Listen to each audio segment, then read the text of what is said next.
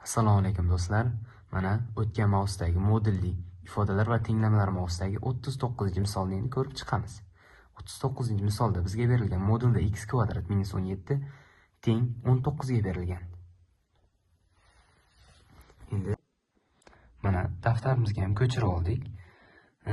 Bu yana qoidasiga tushadi. Ya'ni qoidasi qandaydir f(x) funksiya qandaydir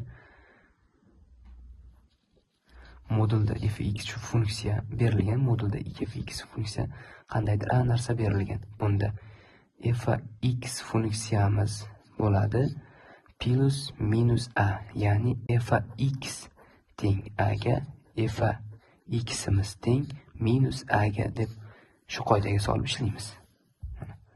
X kvadrat minus 17 teng birinchi oddiy 19 yozamiz. Ikkinchisi x kvadrat minus 17 teng minus 19 ga. Ya'ni buni hisoblaymiz. X kvadrat teng minus 17 bu tomonga plus bo'lib o'tib 36 degan raqam bo'ladi.